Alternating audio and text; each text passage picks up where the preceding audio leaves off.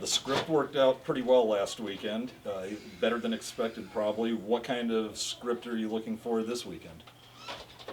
Well, I don't know that I wrote a script. I think midway during going into the last day, I said I couldn't have written the script better. I think the athletes said it really well. We're really just trying to stay in our routine. I've been talking for weeks about a one-game season.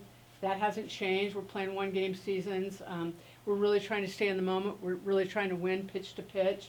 I think that when you get, the higher you get on the mountain, and we're getting, there's 16 teams left playing in the country, and the higher you get on that mountain, the more you have to really shrink it down and really stay bite-sized, and that's really our focus, because this is a lot. It's great and it's wonderful, but they have to get back to what really matters is, can I execute this pitch at a high level? And so that's what we're really trying to do within our own circle. So what is our script? Our script is to do that, to win pitch by pitch and let the chips fall where they may. What are your thoughts on the rematch with Tennessee? Yeah, it just feels like so long ago. In fact, I was thinking about last night. It's been over 3 months since we faced them.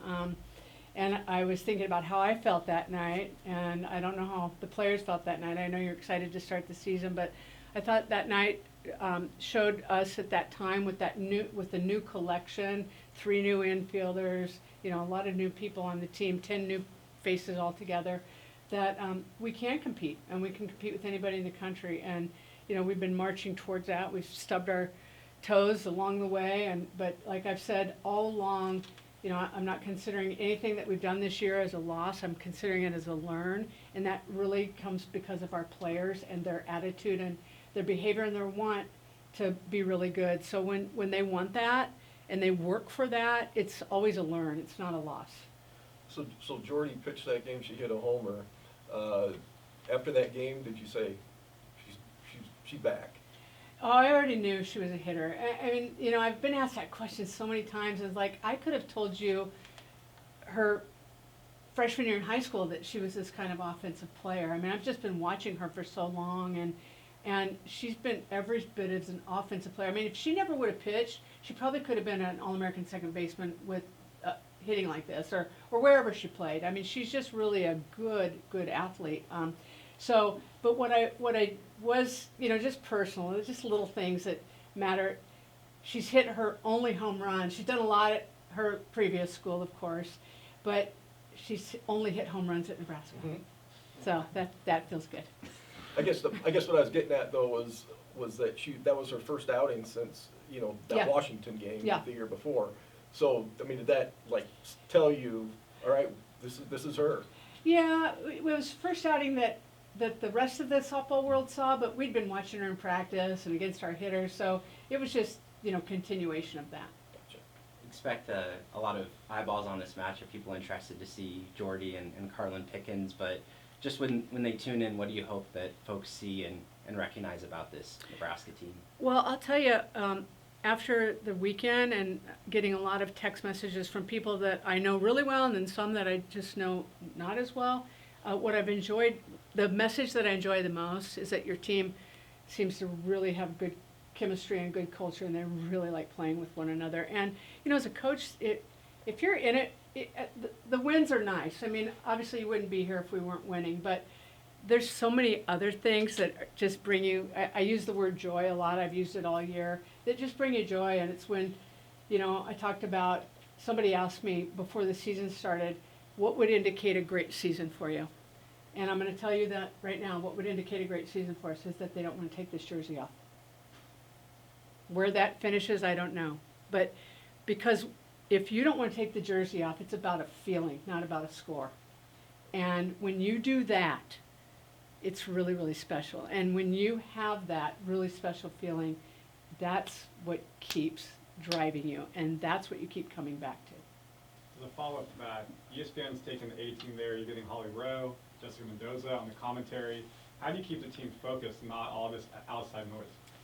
They have been pros so far, and I expect them to continue to be pros. And we started talking when we went to the Mary Nutter in Cathedral City. I think it was week 3. ESPN was there, and they were doing preview stuff. And we started talking probably then about the outside noise, and that there are going to be a lot of distractions. And of course, people, media, we're grateful that they want to know things about Nebraska softball, but, you know, we can be in the moment with you all right now, but then when the lights are off, we're going back to being together as a team and just trying to compartmentalize that. And I think that that's really important, and it's a really important life lesson for them to learn. And you know, I even asked the crew. We all did a Zoom yesterday, a lot of players and then myself, with that ESPN crew, and I said, "Wow, we get this team," and they're like, "We picked this regional," so I'm sure they picked it for the pitching matchup. I'm guessing. With that, I mean, just how have you been preparing the team for Karlyn Pickens in your scout and game plan? Well, you see these lights aren't all the way on? That's on purpose. We've been hitting 75 without all the lights on. Huh, right? And I just told our hitting coach, you know they're going to ask me why the lights aren't on up there, but the lights aren't on because you have to really drill down at your vision. And our game got moved to 7 o'clock. And so we did that the first time we played her because we knew we were playing a night game. And you just look for any edge you can. I mean, we've been overtraining velocity. We've been overtraining. I mean, she's the hardest thrower in the country, and we've been overtraining velocity. And we're trying to make a little tweaks. We have kind of plan A, plan B, plan C, that we can make some adjustments physically so we can be on time with 75, 76, 77. Is that an old coaching trick or something you just came Well, up we're with all to old turn it- coaches, so we're going to call it an old coaching trick. Because Lynn Farrell didn't think of it.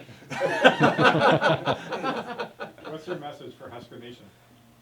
We just are grateful for Husker Nation. I mean, you know, it's not even a message to Husker Nation other than anytime the Huskers, I don't care what sport you're playing, can excite a crowd and give them something to cheer about, you know, being the one that's, you know, going to have to perform, you just need to know we take it really personally and we feel a real responsibility, and we want to help you enjoy being a Husker fan. For the bottom half of the order, how crucial was it for Abbie Squier to get her hitting eye back, take left field back again? Yeah, you know, I think that's been one of the stories of our year, is that our lineup at different parts of the year, they've all come through. I mean, I don't think that we have a weak link in our lineup. I mean, you go through a long season and people, you know, take dips and dives, but I mean, that's been one of the storylines, is that we've hit up and down our lineup. And if you look, I mean, Nate would know this because he keeps the scorebook. A lot of the year, I mean, our number 8 hole could have been our 4 hole, and we just have interchanged. And I've done that, you know, sometimes when you know somebody's not seeing the ball well, you try to put them down the lineup, maybe they'll get a better pitch.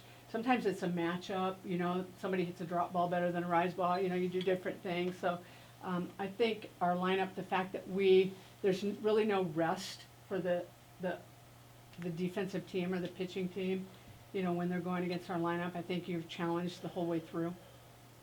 As someone who has known Jordy for a long time and watched her through high school and at Oklahoma, how special has it been for you to watch her do all of these incredible things in a Husker jersey? You know, selfishly, it's just really special to spend time with Jordy. And I love our talks. I love our time. You know, it's not always about softball. She's a really thoughtful and reflective person. Sometimes it's about softball stuff. Sometimes it's not. What I enjoy most right now for her is when I see pictures. You know, I don't notice it so much in the heat of the battle because we're in the heat of the battle together.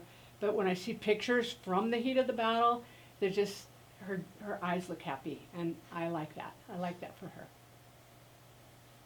Reaction to her being a finalist for Player of the Year. Yes, you know, I know where my vote goes. I just think she's, well, there are a lot of wonderful players out there, and the 3 finalists, anyone could make a case for why they should be. I just think Jordy's done so much on both sides of the ball. She's impacted the game in so many ways this year, and you know, she's one stolen base away from double digits in stolen bases, for crying out loud. What kind of coach is going to run your pitcher?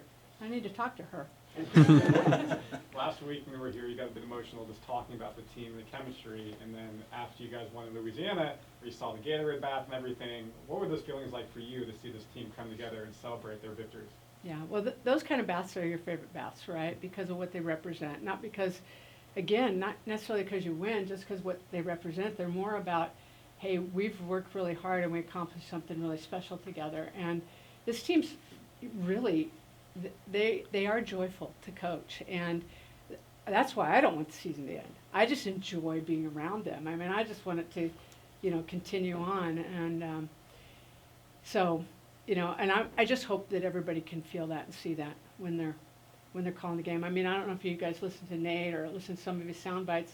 I mean, you think he's gonna, throw a tonsil. Because I think he can feel it too, and he's trying to tell it in his way, and you even hear the passion. He's always passionate, but I think anybody that's around our program, it's palpable that this team's loyalty to Nebraska, their desire to want to have Nebraska be good, but also to one another. Anything else? All right, thank you guys. Thanks, everyone.